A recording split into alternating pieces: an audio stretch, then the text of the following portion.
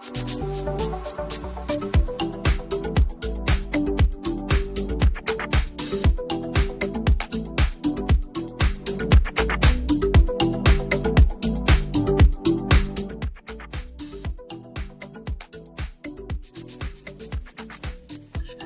welcome to another edition of On the Hash with the Hatfield. It's our state championship preview installment as we're down to the final 12 teams in VHSL football for 2024. Hope you're all having a great evening on this particular Thursday when we greet you here, a day that we've been doing it earlier than we've been doing it lately. We've been doing it lately on the Friday nights or Friday afternoons, Friday mornings. I shouldn't say Friday nights because the games have been taking place on Friday nights during the season, but a little earlier because I'll be making the trek to Harrisonburg and James Madison University, where I'll be on the call on the NFHS network of the Class 6 and Class 5 title games alongside my pal Andy Hayes. We've got some good championship games to break down for you all across the board from Class 6 down to Class 1. Chance for me to crow here because semifinal round, yours truly was 11-1. Only blemish was missing on Poquoson and Strasburg. I had the Islanders taking down the Rams. Didn't work out that way.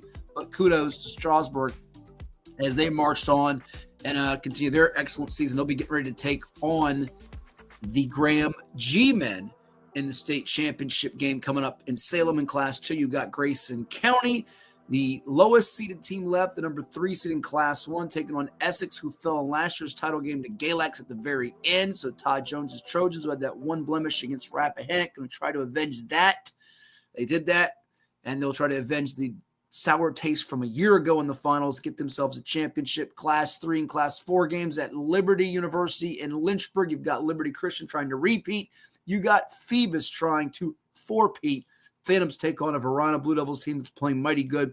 2 shutouts their last 3 playoff games. The Phantoms have 3 straight shutouts this postseason, while in Class 3, it's Liberty Christian putting its unblemished season on the line against a Kettle Run team that's been pouring on the points, folks. We had Charlie Porterfield on the show last week. We didn't jinx him.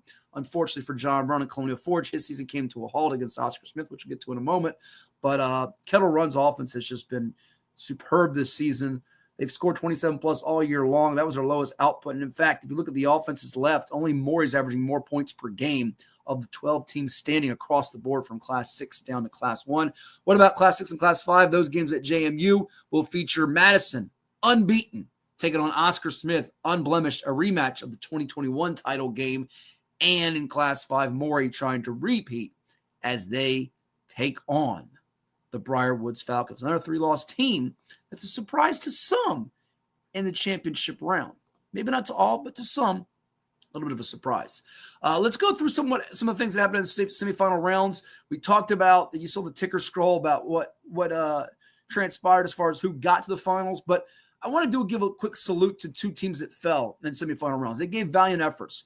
Glenver, which lost to Graham 28-24. They were right there in that ball game. Had a lead in the fourth quarter before Graham went down the field. And Green Run, which lost to Maury 20-14 at Powhatan Field. A lot of folks thought that might be a blowout. It may have been heading that way until Ari Watford got hurt at the end of the first quarter with the ankle injury for Maury. But both of those programs can hang their hats on very good seasons. Just 1 loss for Glenver during the regular season, 2 on the year. Green Run was unbeaten until falling to Maury, who's now knocked him out of the playoffs 3 times in 4 seasons. But I think both Brandon Williams at Green Run and Kevin Clifford at Glenver can build on that. Heartbreak Hotel for a team in Class 1. You talk about a back-and-forth affair that was hard to digest. Well, that was the case for Rye Cove. They've had a wonderful year, and they had a double-digit lead against Grayson County. That was a back-and-forth game that was going all over the place. And, in fact, if you're Rye Cove, you're still stinging over what transpired. It was 28-13. Grayson was down. They go up 33-28. Rye Cove takes a 34-33 lead with 2 minutes to go, and then Grayson scores with 30 ticks to go to stun the Eagles, whose season comes to a halt. And that's how the cookie crumbles. Game I got a chance to check out at Darling Stadium in Hampton, saw the Phoebus Phantoms keep their dream going of a four-peat as that win streak keeps humming now, 48 in a row. We caught up on a very, very frigid Saturday in December with the head football coach of those Phantoms, Jeremy Blunt. Here's our conversation now on The Hash with Hatfield. All right, it's cold, but we're bundled up with the head football coach of the reigning three-time state champion Phantoms, Jeremy Blunt. His team now a win away from a four-peat 34-0 shutout today of Sharando. Coach, it's December football. This is what Phoebus loves, and for the first time in the 99-game playoff history of the Phantoms, 3 consecutive shutouts to start the playoffs. What can you say about your defense today and all year long? I'll tell you what, man, these guys are committed to the process, that's for sure. You know, we work really hard, man, to stay keyed in on the things that we want to accomplish.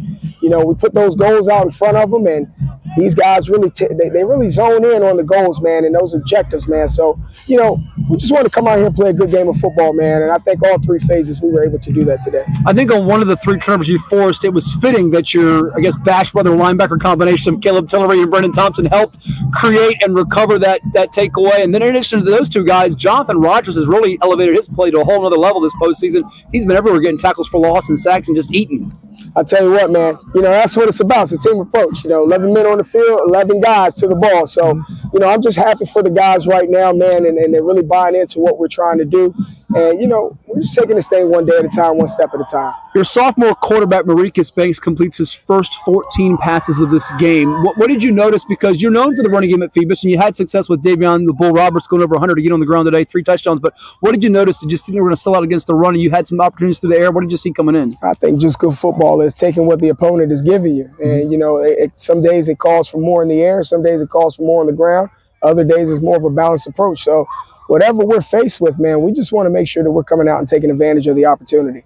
And just spraying the ball to a bunch of different receivers. Noah Jefferson, who's headed to Delaware, Romir Smith, Makai Hill, list goes on. Tyree Diggs today, a focal point early as well. What have you seen just from his maturation and the development with those receivers, the chemistry he's got with them? Well, those guys really take a lot of time with one another, man, before practice, after practice, things like that, man. They spend a lot of time together, man. So it's not by chance that they're working well and they're a cohesive unit. I mean, by this time of the year, it's got to be one way or the other, right? So I'm happy that it's going the right way. Few more for you. You're no newbie at this. This is old hat now. But to win a playoff game 34-0, I know it wasn't easy, but you all make it look easy. How? Well, I mean, like I said, man, it's belief, number one. We believe in each other. We buy into each other. And that's what we push over here, man. You know, just trust the process and just keep pushing one step at a time. You're getting closer now to that goal. You're just now 48 minutes away from it. It looks like you're probably going to see Verina, who's leading test scorer as we speak at the half by a comfortable margin, to go back to Liberty. How is this group feeling about this opportunity, you and your staff, the kids, as you're getting closer to this ultimate dream of a four-peat? Well, I tell you what, man, you know, it's another box that we're checking right now. So we're going to enjoy this one, man. I tell you, we're going to focus and enjoy this one. Then we'll get back to it. We'll see what opponent we'll face, and you know, we'll key it up and just be ready to go this week. Do you think you're playing your best football at this time of the year? I mean, you had the early test with Highland Springs, and you were great in that game. You had some tests during the season, but it feels like you're clicking and doing what you want to see as you go into championship mode. Well, I do see us progressing every day, and that's major. I mean, it was a cold week this week, man, and I felt like every day of practice we got better and better no matter the weather. So I'm enjoying seeing what I'm seeing from my guys. And lastly, the message as you get ready for the trip to Liberty. You've been there before. You won last year on the final play of the game, and this senior class, which has a chance to do something legendary. What's the message to them? Stay focused. Don't get ahead of yourselves. Stay locked in on what we have to do, man. The time will come to take care of the business. Let's just be ready for it. Winning streak getting closer to 15. Counting Jeremy Blunt. Thank you so much. All the best. Thank you. That's Jeremy Blunt of his Phoebus Phantoms, who won it by a count of 34-0 over Sharando. Outgained them 401-95 on the day. It's On the Hash with Hatfield. Like, share, and subscribe to our Cova Sports TV YouTube channel. You see the bracket. 2 shutouts in the state semis at the Class 4 level. You don't see a lot of shutouts in the state playoffs, definitely by 2 teams in the state semis, and Phoebus and Verina getting ready to go toe-to-toe. And that Phoebus defense just totally wiping out Sharando. They got 95 yards, but I would venture to say they got about 40 of them in that last series. They were trying to score, didn't do so. And this defense, every layer of it, from the defensive line to the linebackers to the secondary, we could shout out all 11 of them that start.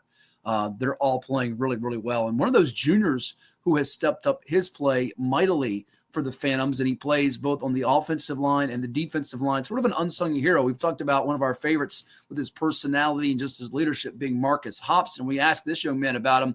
It's the guy wearing number 51 for the Phantoms, 6'1", 250 pounds, I think is what he's checking in at.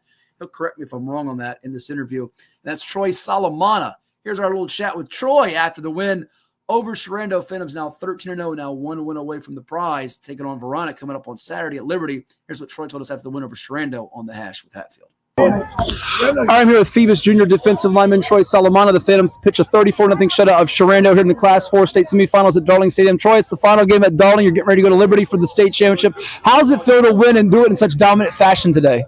It feels great. We prepared all week for this, and just to come out and blow them out by 34, feels great to do it with my brothers beside me. I just spoke with Coach Jeremy Blunt, and he told me that the main message coming up is focus. How have you all been able to say laser focused to have 3 straight playoff games, first time in Phoebus history in the playoffs, no points allowed defensively? Well, just when we get to playoffs, it's a different mode. Everyone locks in. No one's playing around. Everyone's on time in practice, just locked and ready to go every single day.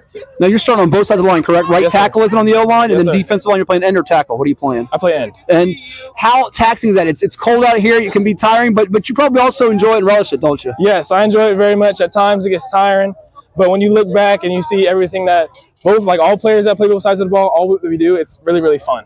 When you're blocking for a young quarterback who's a sophomore, Maricus Banks, and he's 14 for 14 to start the game, what's that feel like to see him just zipping it and everybody catching it every time? It's a great feeling to see him just making all those completions and throwing dots on the field.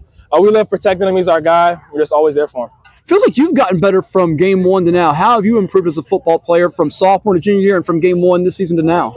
I say I work on my craft in the off season to keep improving and getting better, because everyone else, they're going to keep getting better as well. So obviously I have to do the same. Now, I've told people I think the personality, the guy on this team is Marcus Hobson. He's a senior. He's always vocal. What have you learned from him as one of those trench leaders? From Mark, I've just learned how to stay focused and keep grinding. Whenever he's hurt, he keeps going no matter what, and that's one thing I've learned from him. 2 more for you, Troy. What do you love about football? What brings you out here and gets the juices flowing? I love the physicality. I love being able to go hit somebody every single play. Sure. And a chance to get your seniors out with a four-peat. That doesn't happen very often in Virginia high school football. What would that mean? It looks like you're probably going to play Verona next week. It's going to be a tough battle, but what would it mean to get that accomplishment? To get that, it would be huge, not just for me, but for the team. All these guys, they grind day in and day out, as do I. But to get that 4P, it'd just be a great feeling for all of us. When you see the Phantoms play, watch out for number 51, Troy Solomona. Thank you so much, and all the best at Liberty. Yes, sir. Yeah, he had a bunch of tackles in that game, 5 in fact. Brendan Thompson had 5 and a pick, 7 stops with 3 for loss and a sack for Jonathan Rogers. Phantoms getting ready to take on Verona. It should be a real compelling matchup. We'll give you some thoughts on that in our final segment of the program, as they're now at 13-0 on the season, 48 and counting with the win streak. Could be a great weekend for the 7-5-7 teams, because you not only have Phoebus getting ready to play for a state championship again, so are the Maury Commodores, who took out Green Run. They'll be playing Briar Woods, as we mentioned. Another 7-5-7 team as you look at a bracket trying to go for hardware. It's Oscar Smith. They won 2 state championships in the same calendar year.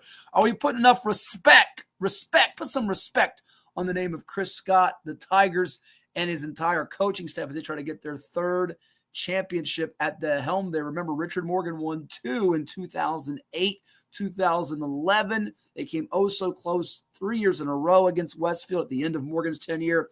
The late, great Bill Dees, first and only year there, then Scott Johnson.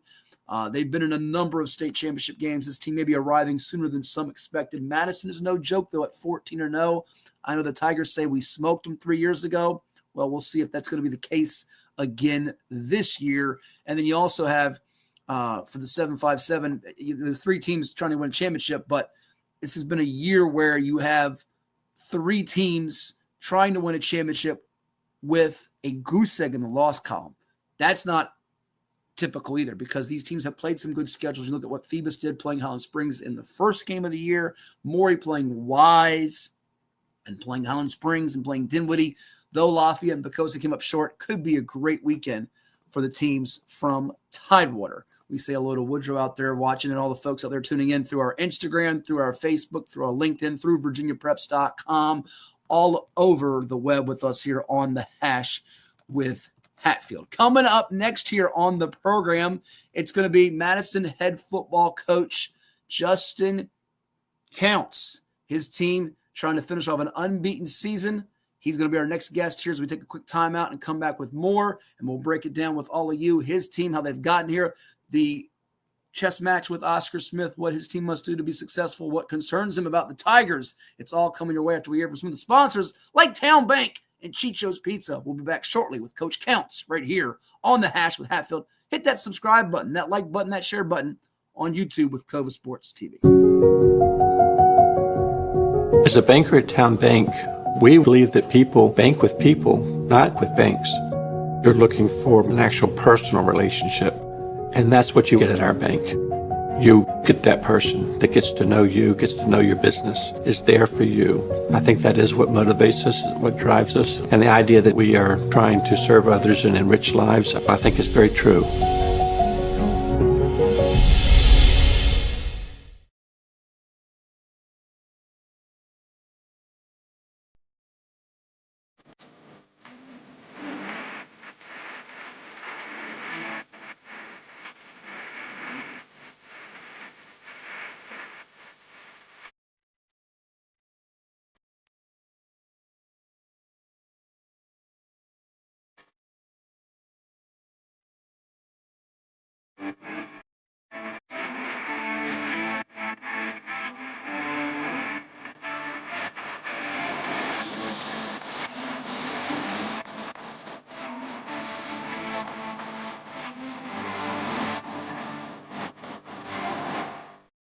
Kova Painting. We don't just paint, we transform spaces. Visit kovapainting.com or call 757-550-7357 and mention the Sportsplex for 10% off of projects over $1,000.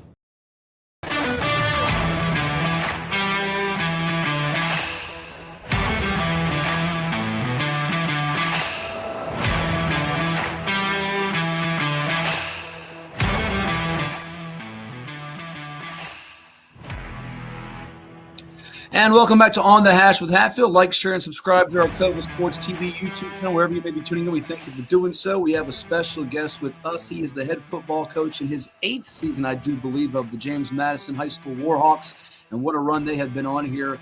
Several region championships in a row and now playing in the state championship for the 3rd time under his direction. We say hello and congratulations to Coach Justin Counts, whose squad will be in action 5 o'clock coming up on Saturday at James Madison University.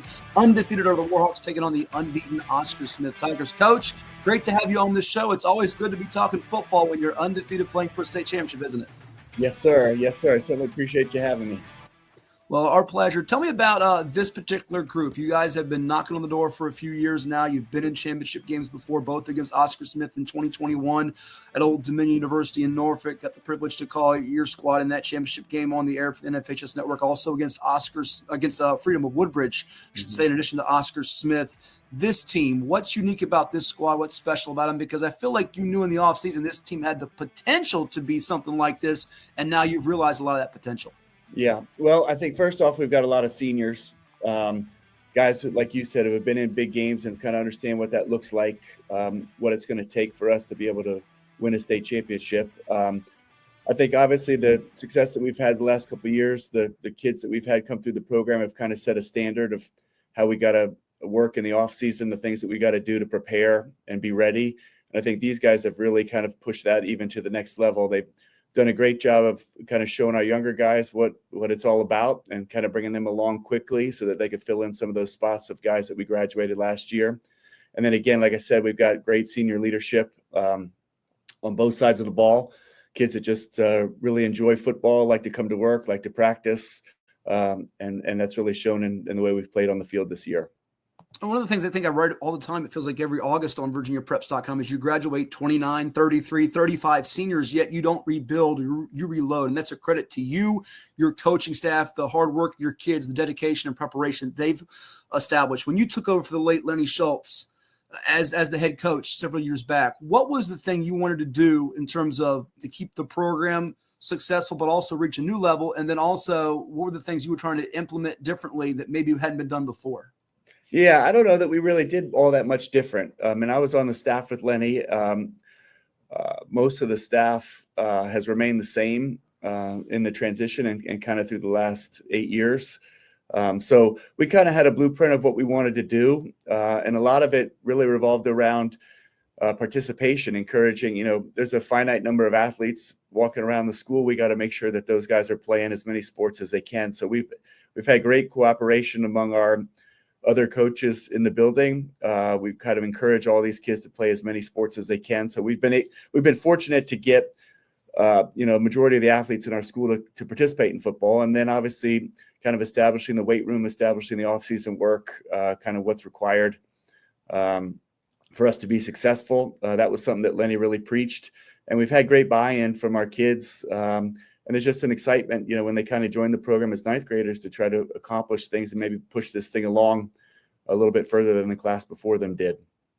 You've had so many valuable contributors that I want you to hit on during this segment as we get you ready for this championship game coming up on Saturday against Oscar Smith. But one that jumps to mind, obviously, is Dominic Nicely. Over 2,000 all-purpose yards, more than 600 yards in the return game to go with his rushing and receiving exploits. And one of the things you mentioned in our preseason survey we sent out to you on VirginiaPreps.com that it took me back from it because you play so many good teams in Northern Virginia. You play teams in the state playoffs from, Tidewater, Richmond, wherever it may be, Nova. And is this right? He's the first Division I FBS signee for you in your dozen years at James Madison? Yes, that is correct. We've had several kids that have walked on. Sure. We've had kids that walked on at big programs, but he's the first Division I scholarship player that we've had. That's something else because, like you said, you send kids on to the next level, a lot of Division II, Division III schools, and he's signed with Coastal Carolina. Is that right? Yes, that's correct. Yeah, he was getting recruited from other schools. He pulled off, and he's now going there.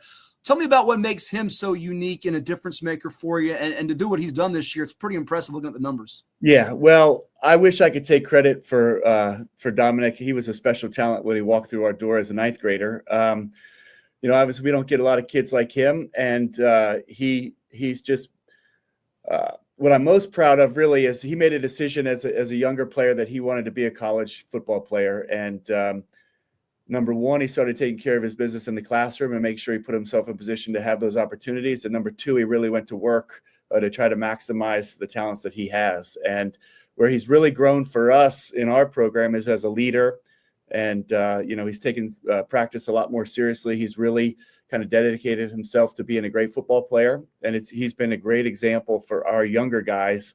Obviously being the most talented kid, he could probably get away with not practicing as hard as maybe everybody else is and still be fine. But the fact that he comes to practice every day, puts in the work, he shows these guys what it's all about, really kind of elevates everybody else in our program.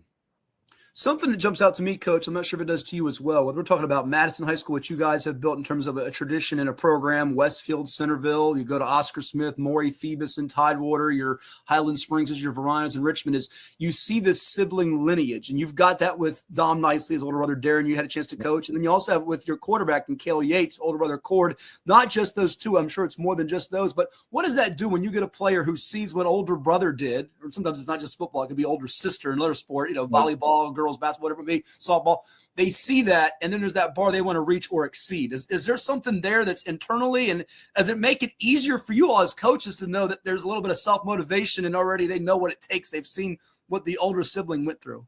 Absolutely. I think, I'll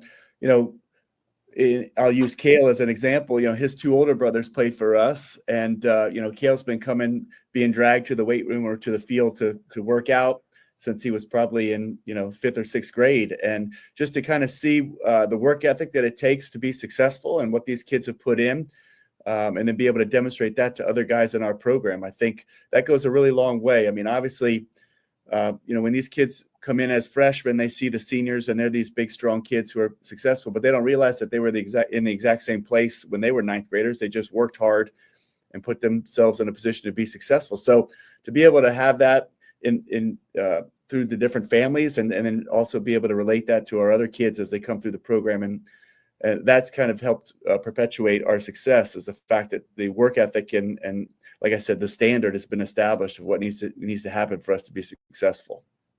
14 consecutive wins, and I'd be remiss if I didn't mention how great this defense has been playing for you as you've literally held during this stretch. I want to say it's like 8 or 9 opponents to single-digit points. And you've only had 2 games decided by single figures, those against your Concord district rival in Westfield, regular season and regional semifinals. What did you learn about your team in those 2 tough battles, and what do you hope they learned about themselves during those games? Yeah, well, I think that's a great point. We kind of knew going in, we had a lot of returners back on our defense, and we knew that our defense was going to have to kind of be the thing that carried us early on while our offense got up to speed. And I've certainly been really proud of the way these guys have approached it every week. It's a great group of kids, and they play really hard. They have great energy and attitude. They pull for each other. I think being in those tight games, obviously, we have a lot of respect for Westfield and have had great battles with them over the years. And the fact that we were in those real tight games made us play the full 48 minutes. And we had to rely on our defense. We really had to rely on them all year. They've probably had 10 or 11, goal line stands throughout the year that has just kind of buoyed our team.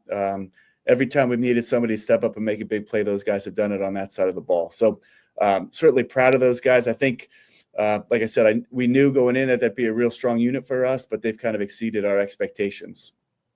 And there are a bunch of veterans that have returned for you, the Luke Salvosas, the Caden Greens, the Charlie Backmans, and so on and so forth that you can touch on. Any couple of surprises, maybe newcomers in the fold, be it in their starting unit or have come off the bench because of an injury or had to spot someone here that has also elevated this defense even more with their play? Yeah, well, we've had a couple of kids that have had to fill in the secondary. We lost our starting free safety in the second scrimmage of the game. The year he broke his collarbone, so we had a young player named Otis Casey step in and play 5 or 6 games for us. We've had a cornerback, number 33, Graham Gorkowski, who filled in and has really kept the job. He's been fantastic all year for us. But everybody else has remained pretty healthy. We've had a pretty steady rotation of about 12 or 13 guys that have played defense for us all year. And those are the guys who have really carried us.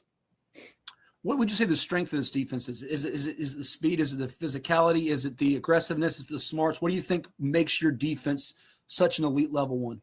Yeah, well, I think, first of all, I think they play very fundamentally sound. I think they understand what their roles are within the defense, and everybody kind of tries to do their job. Number 2, I think they play with great energy and effort all the time. We really harp on getting 11 guys to the ball, and I think those kids kind of really feast off that. I think we're really good at tackling. I think we've done a really good job, particularly in the playoffs here, of tackling some really explosive teams, and we're going to need to do that for sure on Saturday if we're going to have a chance in this one. But we do a real good job of rallying to the ball. We tackle well, and we have great energy and effort. Is it Jack Ambrose, your linebacker? Yes. 155 tackles this year. You don't see that very often. A machine. He was a good player, I'm sure, before this season, but he's going to a different level and stratosphere this year, right? Yeah, well, Jack is also another really special player. He played defensive end for us last year because he had some injuries, and we thought that that'd be a little bit better position for him, but he's naturally an inside linebacker. He's very intuitive. He does a great job reading, and he's just a great tackler. He runs better than people think. He's good side to side, but just his instincts put him in the right spot, and when he's there, he makes tackles. When you put on the film of Oscar Smith, I'm sure their defense comes to mind, but what's the first thought that enters your brain when you watch their film? Well, I think immediately when you turn on the tape, you're just how fast they are everywhere. Just a lot of athletes. But then the longer I watch it, not only are they really fast, but they're really well coached. There's great technique. You talk about the defense. Defensive line has great pad level. They play with their hands really well. They get off blocks. I talk about our team, rallying to the ball. Those guys certainly do that. Their linebackers are super aggressive. And then obviously, if by chance you block a play pretty well and you get a hold, the guys in the secondary come up and fill really well. They're good tacklers, great coverage guys. So immediately the speed and the athleticism jumps off when you're talking about their defense. And then obviously on the offensive side, they've got athletes all over the field. They're big up front, just very impressive. Coach Justin Counts, our guest here on The Hash with Hatfield. Like, share, and subscribe to our Cova Sports TV YouTube channel as we finish up with him here. And you look at Oscar Smith, you played them a few years ago. Do you see much in terms of differences from 3 seasons ago when you played him to now? Well, I think the only real difference from those two teams is probably the first team we played was a little older. I think these guys, obviously being extremely talented, but the only thing you could say negatively about them at all is that they're probably young. But that's it. I think that first team we played was enormous up front on the offensive line in particular. I don't know if these kids are quite that big, but they're still plenty big. I think from an athlete standpoint, I think both teams had great athletes all over the field. So I don't know that there's much difference except probably the age. Fair. Offensively, when you look at the keys to beating them, what are the things that you're going to harp on with your group, and then we'll flip it over to the defensive side? Yeah, I think for us, obviously the first thing is you can't turn the ball over. I think we're going to have to sustain some drives, try to keep them out on the field for a little bit. I think they do a great job of getting a lot of 3 and outs, getting their guys in and off the field. we want to try to keep them out there for a little bit. We're going to have to get first downs when the opportunities are there. Obviously, they do a great job. So when there's a chance for us to make a play, we're going to have to make the play. It's a little bit of, on our end executing. And when there's opportunities there, we can't miss. But I think for us, we're going to have to control the ball and hold the ball for a little bit, keep their high-powered offense off the field. That's easier said than done with that defense, but that's certainly something that we're going to have to focus on. Sure. And defensively, I'm sure there's so much more that are in terms of similarities with your defense and theirs, as opposed to what's different in terms of just the overall intensity and performance and production from each squad. What defensively must you do to bottle up their attack, which at times has been limited, but also has been very, very explosive and daunting for people to stop? Sure. Well, they are explosive. I mean, I think obviously the first thing, just like I said on our end, we want to try to cause a turnover or two. We got to try to get the ball back somehow. I think we got to tackle. Obviously, they got great athletes. They get the ball to those guys in space. We got to make sure we tackle and rally to the ball.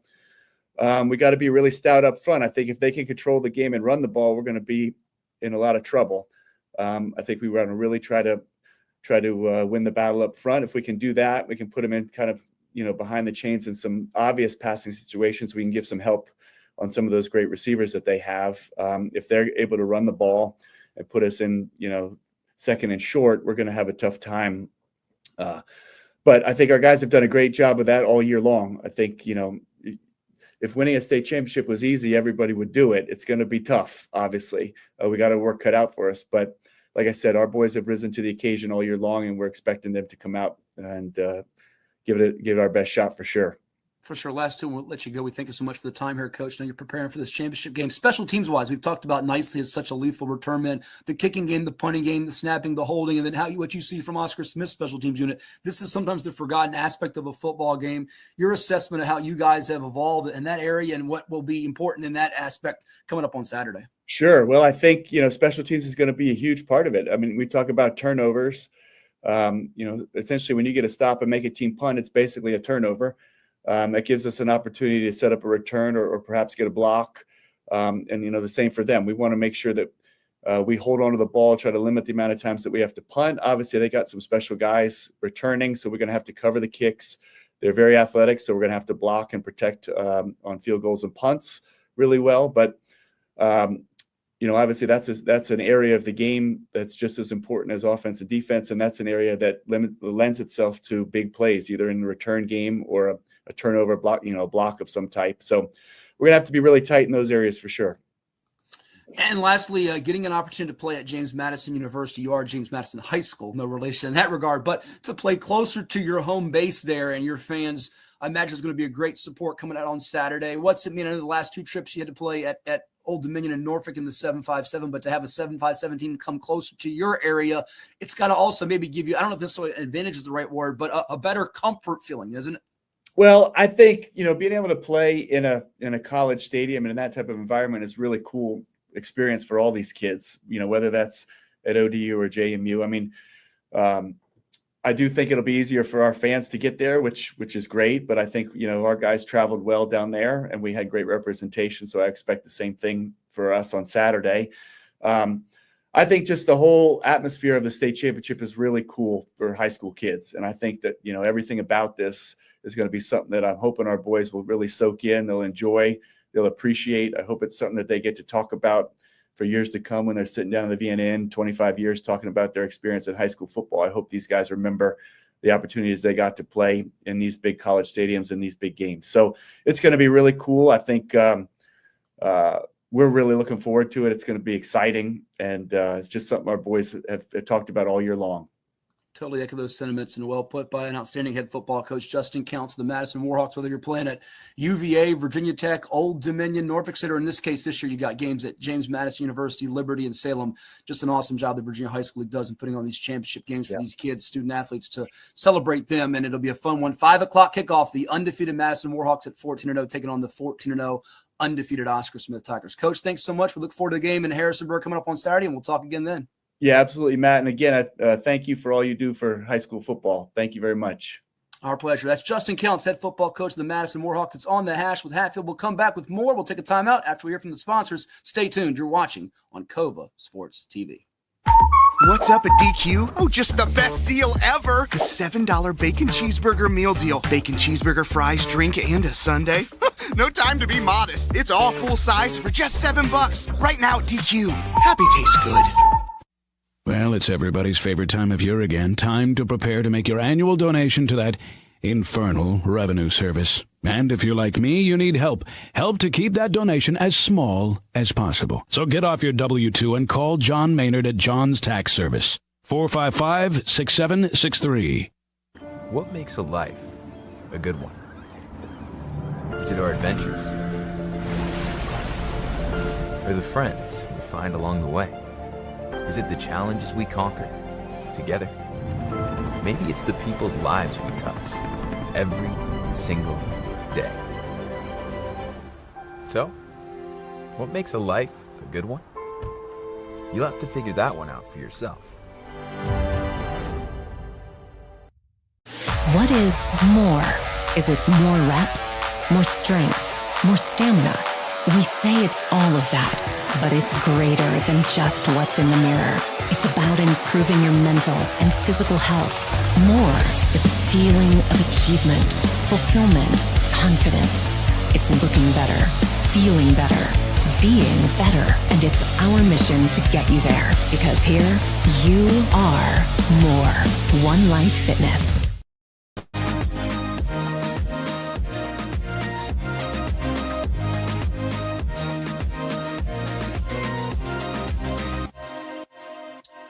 Back here on The Hash with Hatfield, we are joined by a special guest now. He is the head football coach of the Briar Falcons. He's taken a couple of teams to the state championship game before. You think back to his days at Tuscarora and Broad Run, and now he has Briar back to one step away from the ultimate glory in a championship. They'll be taking on the Maury Commodores on Saturday in the state finals in Class 5. We say hello to Coach Mike Burnett. Coach, great season for you guys. You're playing in the state finals this December. What more can you ask for, right? Yeah, that's it. I mean, this is what you shoot for when you start in August, and here we are. Tell me about you coming back to Virginia. Your career is well documented. I think you're well on your way to Hall of Fame status, in my opinion. I'll say it for you. I know you won't, but what you did at Tuscarora, what you did at Broad Run, you go to California, you come back to VA. What drew you to the situation at Briar Woods, which I know you've seen them from afar, you used to play them, so you knew what the program had and what it was capable of, but what drew you to it?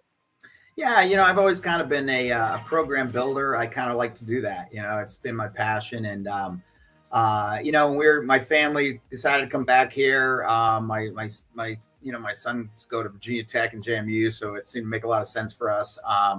The opportunity opened, and, they had been struggling for a while. I think since the glory days, I think when Trace was here and so it was, but I think the foundation was here to turn things around. I think the foundation is a lot of places to turn things around. You just got to put in a lot of work. And so that was what was attractive for us.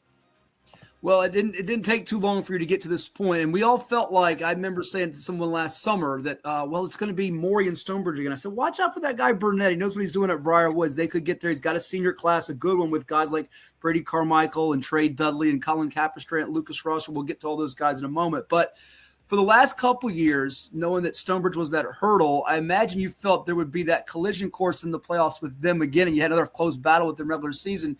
Take me through just the preparation and what you felt. Did you knew when you got to this job a few years ago that this would kind of be that 2024 year was the year you were pointing towards to maybe make that big splash and run? Yeah, I mean, historically, it's always year 3 or 4 when you're building the program. You kind of got to get your kids in and the kind of things that you want to build. It's getting harder and harder these days because so many teams and programs, there's so many kids moving and transferring. And that's really not what I do. It's not what we did here. I'm pretty proud to say all the kids that are playing on Saturday were here as freshmen with us. They went to our middle school. And that's the difference for me is, this is a really great group of kids who we saw them as freshmen. And we thought, if we can keep them together in the midst of all the distractions that are out there nowadays, hopefully we can do something special. And it worked out pretty well.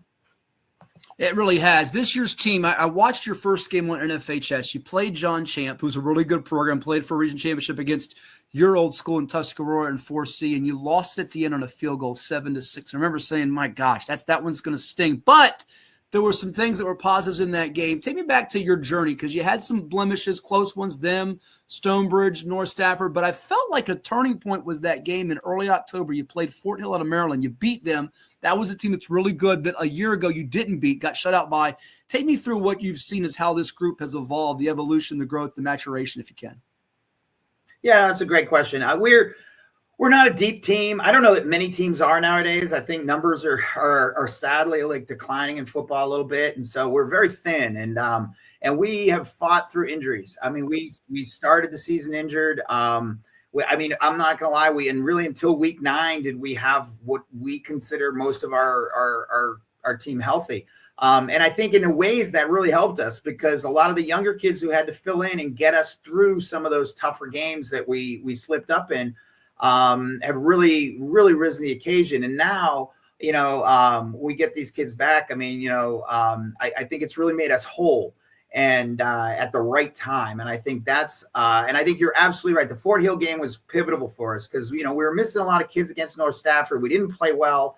And we had to go up a 3-hour trip. It was a great environment up there. If anybody ever gets to play up there, it's real like old school, fun town football. And we played real well. And I think we came together and said, we can do this, even if we have some injuries, and we kind of fought through the injuries. And then when we got healthy, we're a pretty good football team. Well, take me through how Mike Burnett's brain works, which I know this could be a scary thing here. You football coaches are creatures. You're different creatures.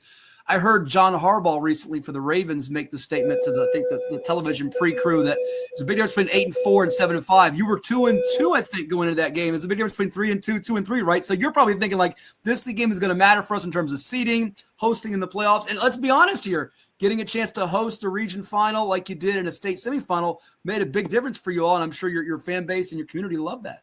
Yeah, I know you're spot on, and that was the game. And we look at that game and we said, this is a tough football team, and if we lose, we're 2-3. And you always, no matter who you are, you're always at risk of losing the locker room. I mean, people talk about if this happens and this happens. I mean, they're high school kids, and they need confidence. And I've always said that people are like, oh, it's not all about winning. It's about winning, because winning is what makes them feel. It makes all the lessons you're trying to teach them make sense. And they'll stay with them, and they're going to stick with us. And I thought that win really turned the corner for us. And since then, I thought we played some really good football. You have, and one of those guys helping you play really good football is Brady Carmichael. Not only does it do it on the defensive side of the ball, he's headed to the Naval Academy. He's thrown for 2,375 yards, just 4 picks, 19 touchdowns, leads you in rushing with close to 1,014 TDs. This has got to be your type of football player, Coach, huh? Yeah, he's what you build programs around. I mean, I've never pretended that. I tell people I've never won a football game. I'm on the sidelines. It's about the players. And when you got a player like him, I just think he's the best all-around football player in the state. I personally believe it. I mean, I know there's a lot of great players out there, because it's not always about, measurables and playing at the next level. It's about a kid. He plays linebacker for us. He plays outside linebacker. And then he's on the field. He's our leading runner. He's our leading thrower. And he's our toughest kid. We've been outmatched physically a few times this year, and I think he brings an attitude that really spreads to the rest of the team. And I've told people I'm excited for our country when he's the kind of kid who's going to go serve in the Naval for you. You got to feel a little bit better. Hey, pretty special that he's played on State Championship Saturday. We got Army Navy as well, as we chat with Mike Burnett, head football coach of the Falcons of Briar Woods, who's taking them down to a state finals to go with his great time of taking Tuscarora and Broad Run to the title game as well. It's on the hash with Hatfield. Like, share, and subscribe to our YouTube channel and interact with us wherever you may be tuning in. Coach, in addition to him, Trey Dudley, who's now going to Syracuse, was initially committed to JMU, so he could have played his last high school game before going there, but he's going to Syracuse, ACC. You got Colin Capister at receiver. Tell me what they bring, because they're like Lucas Rosser as well. They're guys that do it on both sides of the ball, correct? Yeah, these guys, particularly, Lucas and Colin, because they've played, all 14 games, every single play. It's unbelievable what these kids have done for us.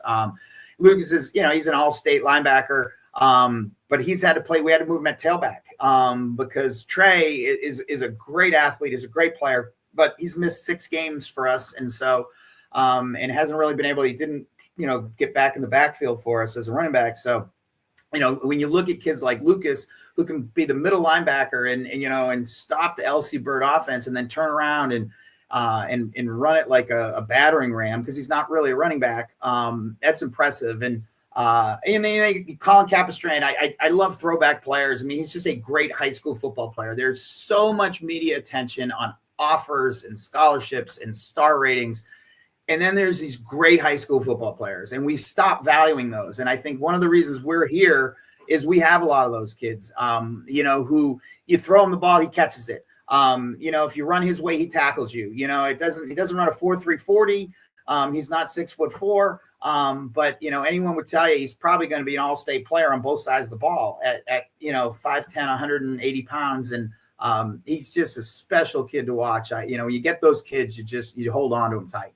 I'm glad you said that, Coach, because I spoke earlier with Justin Counts at Madison, and he's got his first Division I signee in 12 years there at Madison, and Dominic Nice, who's going to Coastal Carolina. But it shows you can get it done with a bunch of blue-collar high school football kids that might go Division II, Division III, and like they are with Oscar Smith, and we'll get to your matchup here in a moment with Maury. You're playing a team that's full of blue-chip recruits, next-level talent, but that's got to be a motivational factor, a motivating point for your kids that, all right, this might be, for many of them, their last football game. If it's not a Dudley or a Capistrano or a Rosser or whoever it might be, Carmichael, for many of them, and it can also be true to your opponents you play, this is it. This is the last hurrah. So you've kind of treated your journey with a couple of those early blemishes like do or die in a lot of ways, right? Yeah, it's funny. I'm not sure what I'm going to say pregame this week, because the last few weeks I've told them, hey, let's just play one more week. Let's just have one more week together. We like each other. We have fun. We enjoy what we're doing, and this could be it for a lot of us, and you just never know when that last game is. And so let's just do this one more week. And that's what we said Saturday, and it came true. And now I don't get to say that, because one way or another, this is it. And so, it kind of raised the bar for a lot of these kids. But like you said, it's what the pleasure of coaching is, coaching those kids. I mean, there's nothing against the superstar out there. Phenomenal. They're great kids too. But, sure. But it's that piece of it, I think, that's most fulfilling.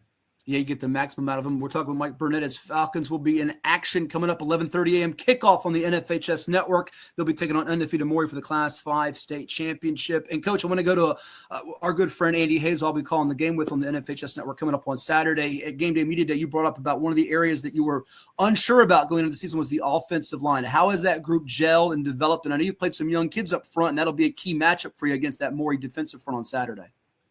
Yeah, it's hard to believe they're here, we've got two kids who never played offensive line before up there. We've got a couple kids who played some JV, in the past. And it's just, it's hard. We don't have a lot of big bodies in our building. And so we kind of had to patchwork this group together. And they're a funny group. I think, the best part about them is, they really didn't have high expectations. And so they kind of play with house money. They're a little reckless. They're not scared. They're not intimidated. They're going to have to block kids who are going to Clemson and South Carolina. And they don't seem to care. And that's, I think, their beauty. And that's why they really play well together. They're outmatched at times, but it's high school football, and that's what makes it fun. With the youth in the trenches and also with some of the injuries, how have you had to reinvent yourself, you and your coaching staff, throughout this season? Because I'm sure there's some things you've gone like, gosh, we got to do this, this, and this, and I've never done this before, even at my time at Tuskegee or Briar. How have you kind of adapted with all of it? Yeah, it's funny because somebody asked me, how do you do it with different teams and over a long period of time? And it's just I honestly believe it's just a little bit of humility in the sense that, like, you got to work with what we've got and not think I have the answers. I don't have any answers. I can tell you that. We just try to keep figuring it out. And with this group, you try to figure out what fits, like what can we do? And, a kid like Brady makes those things a lot easier for us because it makes us a lot of things we can do, a lot of options, but we tend to look a little different week to week. And I think that's actually probably our greatest strength. Yeah, not a bad one. Now, you faced some good rushing attacks and contained them, like Riverbend with JoJo Thomas, certainly Massaponax for years under Eric Ludd, now Shane Ludd, known for their triple option. And then you saw LC Bird, who it's like Phoebus. They're like running back you. They run the ball with whoever's back there. And you got to measure revenge with Briar Woods winning in that state semifinals last week after the school lost. You weren't there. Charlie Pierce was when they lost in the 2013 final at UVA. But now you take on a Maury team that is just an air attack coach. I mean, their quarterback, Troy Newkirk, has thrown for, it's incredible the numbers he's passed for this season, almost 4,000 yards, 3,400 yards and 45 touchdowns. How do you adjust to what you're going to see in terms of the speed, athleticism in this matchup? And I'm sure you probably hit up on the phone your good buddy Mickey Thompson, who's played him a couple times at Stonebridge, for maybe some pointers and some tips, right? We did. We talked. We're pretty good friends. We've been going at it a long time. And yeah, you really, like that was his advice, because you got to get their athletes on the ground. I mean, they're just hard to tackle. They're so good in space. They make you defend the whole field. I think that's the thing, is they have so many weapons. We're pretty good in the back end, and we've been able to, I think that's really helped us stop the run game, is we're pretty good in the box, especially when we come downhill. So we haven't had to play a lot of teams that throw the ball all over the place. It's really, for us, it's just, I think gauging their speed early and seeing how fast they are. For us, it's about positioning and discipline. I think that's how we play defense, is we try to be in the right spot. But then at the end of the day, you still got to get those guys on the ground, and that's going to be a challenge. For sure. And you've got quite a good defense and some offensive weaponry of your own. How much do you think about, I do sometimes when I'm calling these championship games, that old Giants-Bills Super Bowl, where time of possession, not just is it your defense about slowing down an explosive offense, and these Commodores have a lot of the same playmaker similarities that we saw those Bills had with Jim Kelly and Thurman Thomas and Andre Reed and so on and so forth. Is it about your offense being able to control the clock and use that to your advantage and be more methodical? Is that something that's entered the thought process this week as you prepare a game plan? Oh, yeah. I mean, over the years, that's kind of always been my thought process, more so this year, because I think we're pretty thin, like I said. And I think the biggest thing last week was we were able to control the clock against Bird, and we were able to do the same thing against Riverbend. We're not an explosive offense. We're really trying to just stay on the field. That's kind of what I tell the kids. Let's get to the sticks. Let's not punt. Let's just keep the offense out there. And I think that gives our best chance to win. And, problem with Maury is they're pretty darn good defensively too. They got a lot of kids on that side of the ball that are pretty special. So we're hoping we can just keep getting to the sticks and keep their athletes on the sidelines. Last few questions for you. We'll let you go. We appreciate the time here. When you watch the film with their game with Green Run, 20-14, it was their closest game of the season since their season opener with Wise from Maryland, who's a 6-time state champ from the state of Maryland. What was your takeaway from that? And can you, without getting into too deep detailed secrets, can you look at some things Green Run tried and possibly apply it to what you guys do? Yeah, that's definitely, that's always kind of our strategy, is like, let's go back and see who was successful. Their challenges, there's not many teams that are that successful against them. And so you got to really handpick, but Green Run's a really good football team too.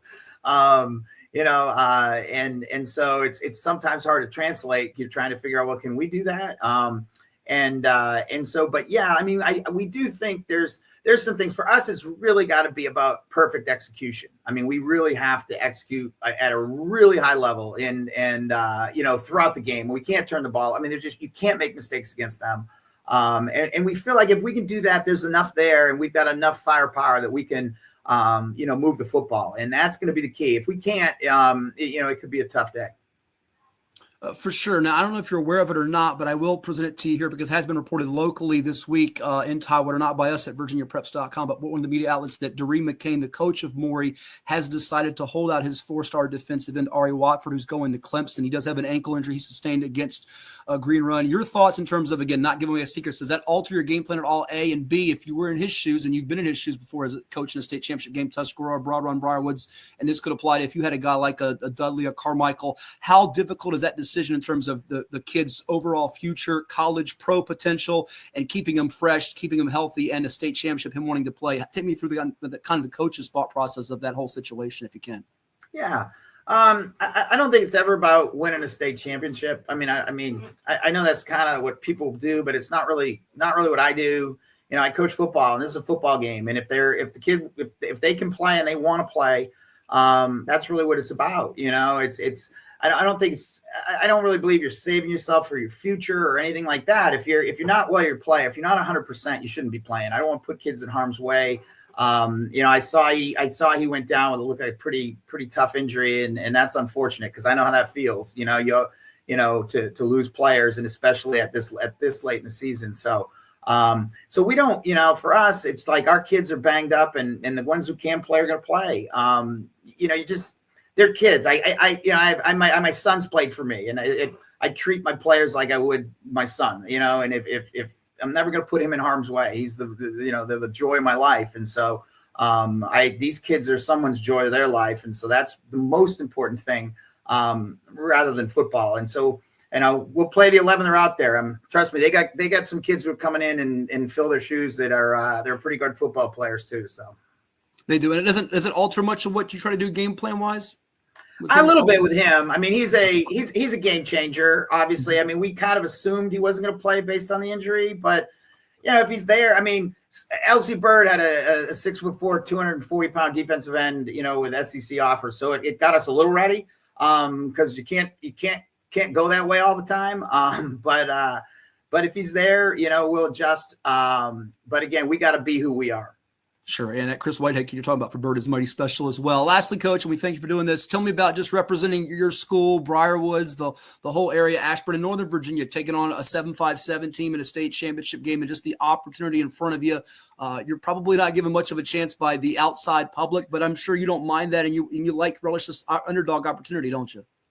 Yeah, it takes a lot of the pressure away. Like I said, our kids are loose. They'll play. They are who they are. I mean, we don't.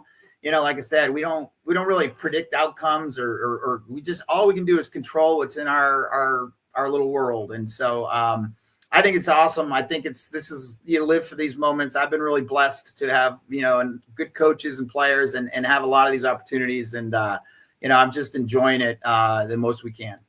He's doing another great job. Mike Burnett, head football coach of the Briar Woods Falcons, Region 5D champions at 10-3 overall, taking on the undefeated reigning Class 5 State Champion Maury Commodores, the Region 5B champs, coming up 11:30 a.m. Eastern is the kickoff from James Madison University in Harrisonburg, and we'll have the call for you on the NFHS network. Always a pleasure. Thank you so much, my pal, and I will see you on Saturday. Awesome. Looking forward to it. We'll take a timeout. We've got more to come here on The Hash with Hatfield. Stay tuned. You're watching on COVA Sports TV. Did you know that the minimum limits in Virginia are $30,000? $30,000 is a lot of money on an individual basis, but if you're involved in a personal injury matter, that's not enough. Here at Williams-Deloitte, we're happy to provide a consultation on the amount of coverage you have in your vehicle. It can be confusing. Not many people understand it. You know you need to have it, but do you have enough? Give us a call today at 757-547-5555 so we can help you prepare in the case of an automobile accident or any other personal injury matter that you or your family may find yourself in.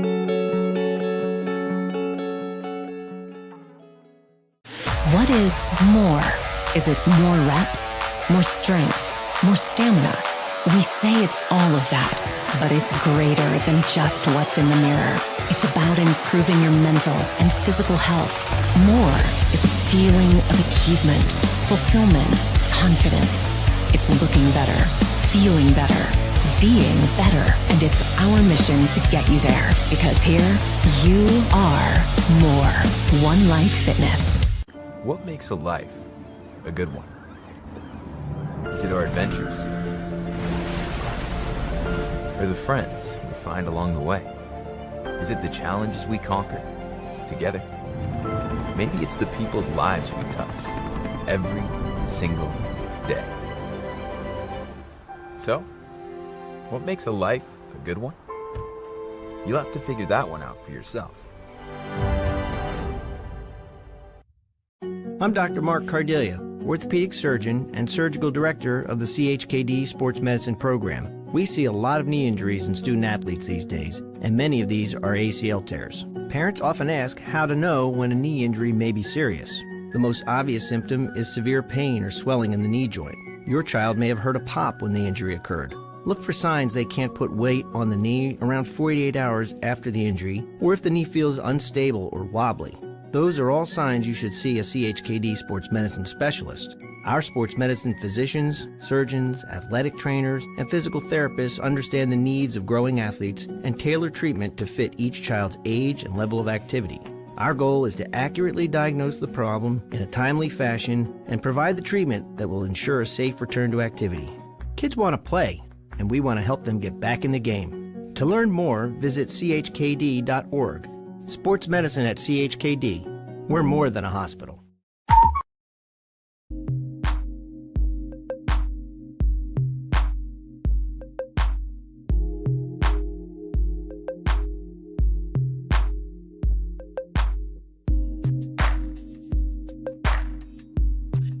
And welcome you back to this final segment of On the Hash with Hatfield before we crown 6 state champions coming up on Saturday. Like, share, and subscribe to our Cova Sports TV YouTube channel, wherever you may be tuning in. We thank you for doing so on this particular edition of the program, episode number, I think, 28 now. So we've done this a lot of weeks, 2 seasons in a row. We thank all those that have made it possible.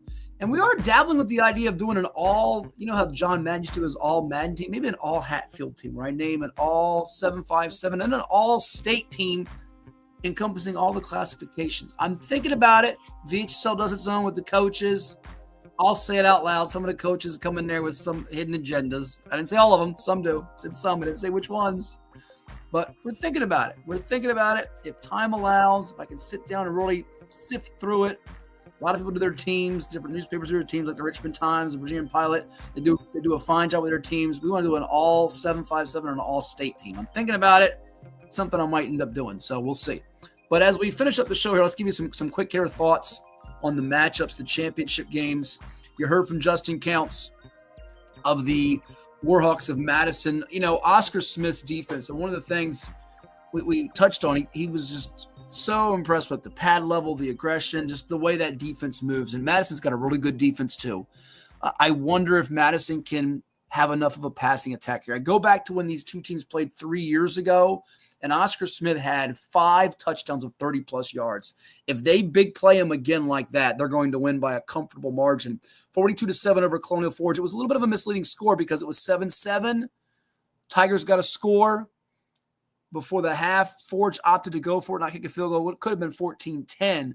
But also, Lonnie Andrews III, he could have hit Travis Johnson for like 4 touchdowns in his game. So that combination could really make themselves stars of the day on Saturday. They also have the running game here. So if you worry just so much about that passing attack, they can grind it out on you, knife it through the middle with both Brandon Nesbitt and Tajay Curtis and get 4, 5, 6 yards a chunk and play some methodical big boy football behind that offensive line that I think is also an unheralded group that has been solid throughout the year and gotten, I think, better as the year's gone on. Madison's going to have to complete some passes, and they're going to have to be able to get something in special teams to give them that spark.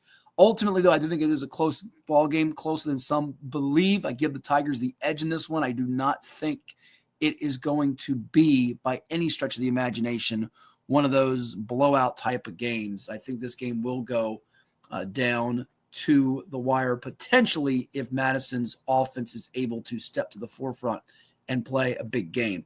You see the Class 5 final, Maury Briar Woods. You also heard from Mike Burnett, head football coach of the Falcons of Briar Woods. And for him, he's going to have to steal a possession on special teams some type of way in this matchup with Maury, who is so lethal. Now, we know there will be no Ari Watford on the field, the decision by Doree McCain to hold him out, but they have other guys on defense that can step up, whether it be Leslie Hines at end, Carlton, C.J. Smith, who could very well be named the VHSL Class 5 State Defensive Player of the Year when it's all said and done, who's going to Maryland, Isaiah Ike Simmons, Dylan Code at linebacker, some savvy veteran linebackers for them, and the D coordinator, Mike Privet, and those DBs can make plays too. Colin Capistrant's going to have a big game. For the Commodores, they have not been as good as they were early in the season in recent weeks in terms of blocking up front and running the football. I'm curious to see if Coach McCain does sprinkle in some Kendall Daniels here in the offensive package. Not that Newkirk isn't great, because he certainly is. He's probably on his way to getting Class 5 State Offensive Player of the Year honors again, while certainly Coach Burnett is partial to his guy and Brady Carmichael, as he should be. Coach McCain loves his guy in Newkirk, but I think Daniels, he's caught a couple touchdown passes in a playoff game against Warwick this year. He is such a factor at free safety, but this is it for him. I could see him used in 3 different ways, catching the ball, running it, and at quarterback. Tayshawn Branch has been sort of their main back, close to 1,000 yards rushing. But Commodores, I think Briar Woods is going to come in and try to dare them to have to run the ball and be patient, which they can be, but they don't want to give up those big explosive plays.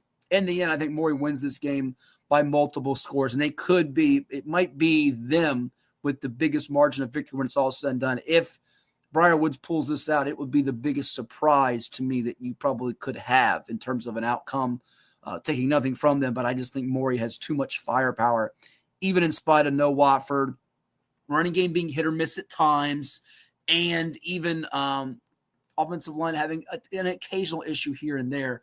We'll say this, if you're looking for an X factor, LeBron Bond is that guy, the guy going to Indiana. He could break one of the house in the kick or punt return game, in addition to what he can do catching the football. And they have a deep receiving core with Javon Wiggins, Damon McDaniel Jr., who was the hero last week with that interception, by the way.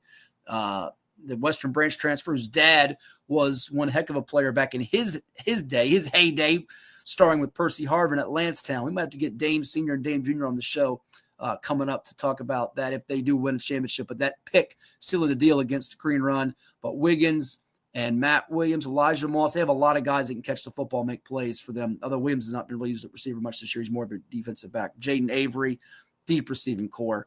They can get it done for the Commodores. Class 4, Phoebus, Verona. I do think this is the best game on the board. I really do.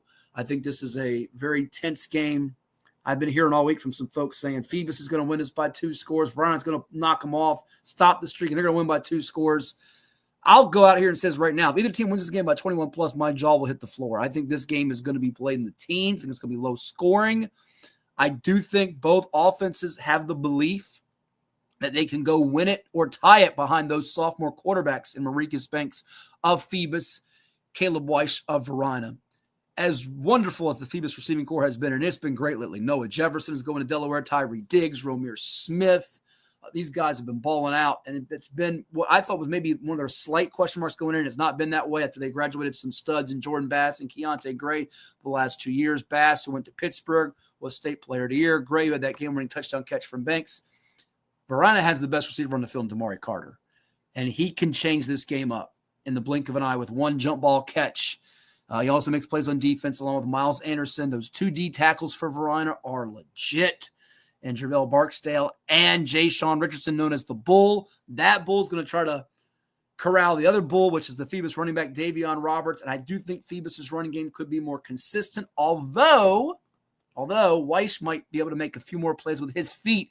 And Banks has held onto the ball a little bit long in recent weeks, especially last week. He got sacked 5 times, so he's going to have to get rid of the ball quicker. Sharando's defense is not Verona's defense. I give the nod to Phoebus. I would not be surprised if Verona won, and you could make the case, you could make the argument to me that Verona is due to win a close game. They lost that double overtime game to Indian River that they gave away. Phoebus has had, you can say, Lady Luck on its side of this long winning streak. They're due to have it beat, but I'm not going against the Phantoms. That linebacking core with Brendan Thompson and Caleb Tillery, I understand Verona's got a good one with Braylon Hood. Those guys, look, I've seen what Phoebus has done, and I'm not counting these guys out, trying to make some history, the 4-peat. I'm riding with those guys, with Thompson and Tillery and Marcus Hobson and that crew, to get it done in a close one with Verona. But Blue Devils, you've got my attention. I think you have a real chance in this game. And this one is a 45% It's almost a coin flip type of game. It's not going to stun me if the result goes in favor of the 804 team against the 757 team on a day where the Tower team's trying to get themselves 3 championships and cap off 15-0, 15-0, 14-0. Class 3 Kettle Run Liberty Christian. I said it once, I said it again. Kettle Run's offense can make things happen. We talked with Coach Porterfield, not just Colton Quaker at running back and Jacob Mulhern at quarterback, but Carter Burnetsky at tight end. He is a game changer.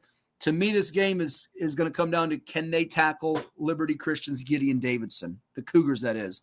You know, Lafayette still, even in a lopsided loss, was able to run the football for a decent amount of yardage. And they had some guys dinged up, some injuries. They had a pretty solid day on the ground. It wasn't spectacular behind Braylon Smalls and that crew. Kettle Run ran for 219 to go with a couple of touchdowns from Mulhern, who had a $175. But to me, they're going to have to make somebody other than Davidson beat them. I'm not sure the Kettle Run defense is constructed well enough to do just that in this particular spot. And that Liberty Christian offensive line, they can lean behind those guys who are massive. Easton Ware was going to Clemson. I think LCA's passing game is not a liability, whereas maybe going into the year it could have been viewed that way. And the LCA defense has a little bend but don't break, similar to Kettle Run. So I do think if you're looking for the highest scoring state championship game, this is it, the one in Class 3. Feels like a 56-35, 49-28, 42-27 type of seatbelt. Buckle up. A lot of scoring, a lot of fun. I told my guy Bill Nettles, who will be on the mic, public address announcer, you should enjoy this one, my pal. This should be a good ball game on Saturday. A lot of scoring, a lot of points, a lot of action, exciting plays, highlight reel plays, which would be good for the TV crews to get those highlights, and our folks on the call for the NFHS Network with my man Mark Fout on the mic for that one. Strasburg, Graham. Strasburg's got key Coates, but if you look at them statistically this year, and he's a terrific running back, make no mistake about it. Do they have enough in the passing attack to get this done? Now, Pecosin didn't make them have to do it. I think looking at Graham, they will. And Graham's had some guys. Gabe Lilly stepped up. Blake Graham has stepped up. Chris Edwards at receiver is very, very good. Coates has run for over 1,300 yards, but can the Strasburg passing game, which has only attempted 44 passes all year, 19 completions, 7 of which have gone for touchdowns, just 1 interception. If they're forced to have to move the sticks on third and more than 10 yards, they can't play the field position game, and this will be a hard game to win against a Graham defensive front led by Amari Hill that's really, really strong. I think Graham's defense is going to come to play. They saw maybe their most difficult offensive test, and that being with what they had to deal with in Glenver and Brody Doyot, who we told you last week was for real. He's legit. He is no joke. So to me, I give the nod to Graham in this game probably by a couple of scores, something like a 28-14, 24-13, 21-7 type of ball game. I don't think this one will be all that tight when it is done. And then going down to Class 1, our final one as we bid adieu on this edition of On the Hash with Hatfield. And we'll come back, I think, next week with some championship recaps. We might pop up a couple of the coaches that win the titles for all of you out there, our loyal listeners and viewers and followers. Essex, Grayson County. Now, Essex had a big touchdown pass early in its game, I should say first quarter against Alta Vista. And I've said they don't throw the football much. It was a 71-yarder from Keon Hentz to Jaden Holmes. Holmes, and then that freshman who is mighty, mighty good, Demetrius Stewart. He is a big boy for Essex. We're talking 6'3", 225, built like a Mack truck for a Class 1 or a single-A school. And LaDainian Stone was not 100% for Alta Vista. That game was tight at halftime. Essex opened it up. I just look at what Grayson County can do. They're a little more balanced. If Grayson County can jump on them early, that puts Essex in a bind. This is all about the start for Grayson County. If Essex is able to settle in and make this a, physical meat grinder type of game and have it at halftime like it was last week at Alta Vista, I think they pull away and maybe do so with relative ease. And my partner, Coach Young, on his picks, which you'll see on VirginiaPreps.com coming up on Friday, he has it a little more lopsided than me. But Grayson County's got some guys, Aaron Peterson, Matt Goad, Maverick Goad, McCray Goad. Coming into this one, they're 10-3. They've thrown for 1,479 yards, and their rushing attack has run for 25, 56, and 35 touchdowns, 6 yards per carry. This Essex defense, though, is no joke. It's playing at a high level, just 8 points allowed in 4 playoff games, and they've stepped it up another notch. And I think they will be able to do so again and make Grayson one-dimensional, whether they decide to take away the run or take away the pass. They'll make them have to do one or the other. And they might actually take away the pass and dare them to have to run and do that catching up, which could be hard for them to do in this game. So I give the nod to the Trojans. They have the championship experience. Grayson County was fortunate to survive that one. And a couple weeks before that with George Wythe, they've been kind of hanging on here in some close games. So I give the nod to Essex in that one. Should be some fun championship games. Interact with us. Let us know what you think. I'll be calling a couple of them with Andy Hayes on the NFHS Network at JMU, which I'm looking forward to. So privileged to do so. And you can tune into 757 Saturday Sports Talk with yours truly and Coach Young. We're going to go early Saturday morning, folks. Very early, probably about 8:15 a.m. Set your watch, synchronize it till about 10:15 or so. We'll be joined by the one and only voice of Richmond High School football, Gary Hess, approximately around 9:30 a.m. Eastern. He's scheduled to join us. We'll talk about Verina Phoebus a little more in depth from the Verina perspective with him and break it down for you. We have some Fact or Fiction coming your way and NFL picks too on Cova Sports TV. That's going to do it for this episode. A lot of fun, and it should be on State Championship Saturday, whether you check out the games at Salem Stadium, Liberty University, or at JMU's Bridgeport Stadium. And as always, hit that subscribe button and check out our content for your podcasts and so much more with Cova Sports TV. We'll talk to you next time on The Hash with Hatfield. Have a great State Championship weekend, everyone. See you later.